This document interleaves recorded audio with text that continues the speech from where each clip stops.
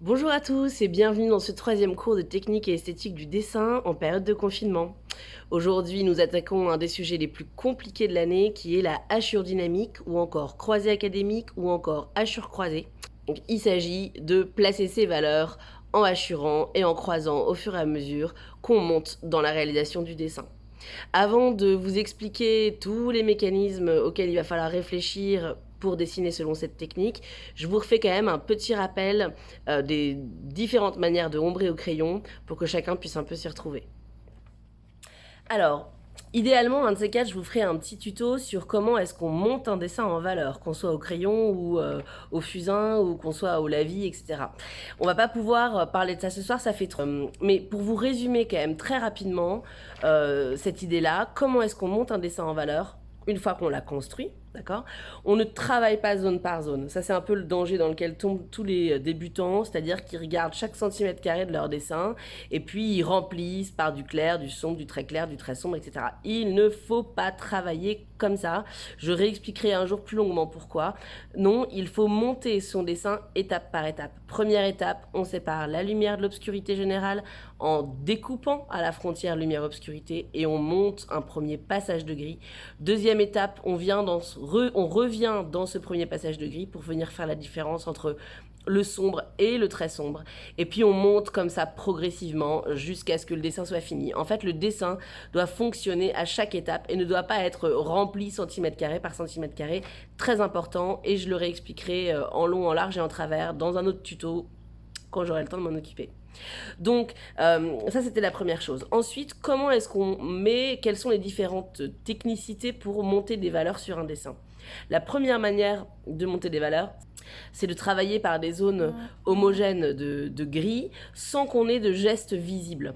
Donc ça, vous pouvez le faire par exemple avec du fusain estompé ou en travaillant avec le plat du crayon, c'est-à-dire mettre votre crayon quasiment à plat sur votre papier et frottouiller, caresser, remplir progressivement la masse de gris qui est votre masse d'obscurité.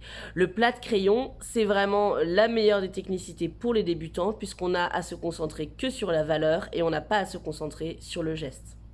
La deuxième grande manière de mettre des valeurs au crayon, c'est de monter ce que moi j'appelle une trame, c'est-à-dire un jeu de hachures parallèles. Donc c'est pas de la hachure croisée, hein, c'est que des jeux de hachures parallèles.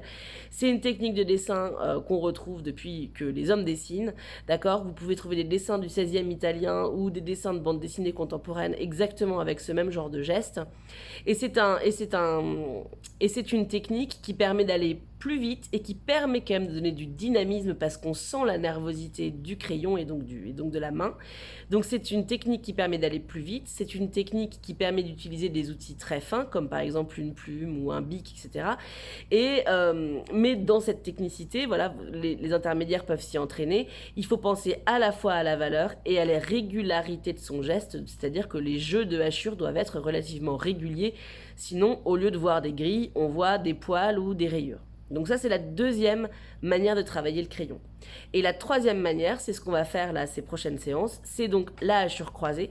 Et le principe de la hachure croisée, c'est qu'on va venir raconter la valeur, mais en plus de raconter la valeur, on va venir raconter le dynamisme et le volume de la forme qu'on est en train de dessiner. Je vous mets des petits exemples à côté. Donc en fait, le jeu de hachures vient tourner autour des formes pour en donner aussi, pour donner la sensation des facettes et des plans du volume qu'on est en train de dessiner. Ce qui fait que quand on fait de la hachure directionnelle, il faut à la fois penser aux valeurs, à la régularité des jeux de hachures qui doivent toujours avoir le même genre d'espacement, et en plus il faut penser à la forme.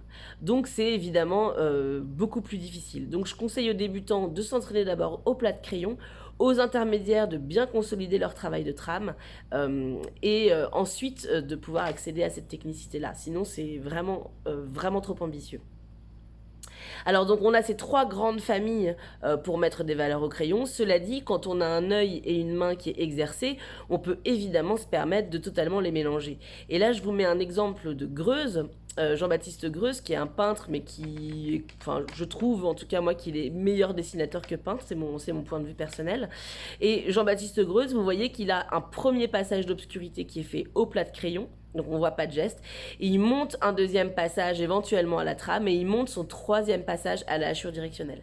Et vous avez aussi ici un autre exemple de Charles Lebrun qui lui monte son premier passage de valeur à la trame et qui vient le renforcer avec un passage de hachure directionnelle. Donc on peut très bien mélanger ces trois techniques et se les approprier, mais en gros on pourrait dire qu'il n'y a que trois grandes familles. Voilà. Une fois qu'on a l'œil et la main exercés, on peut se permettre de tout faire en réalité. Hein.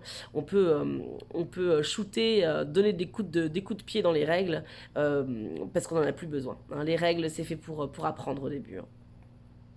Voilà, donc ces technicités, on les apprend une à une et on ne peut pas aborder la hachure si on ne sait pas d'abord découper un dessin en valeur simple avec un plat de crayon. Donc allez-y quand même progressivement. Ça ne vous empêche pas de regarder ce tuto et de comprendre voilà, ce que vous pourrez faire plus tard, mais allez-y progressivement dans votre apprentissage. On ne peut pas construire sur du sable. Et on se retrouve dans un prochain tuto où on ne parle que de hachure directionnelle.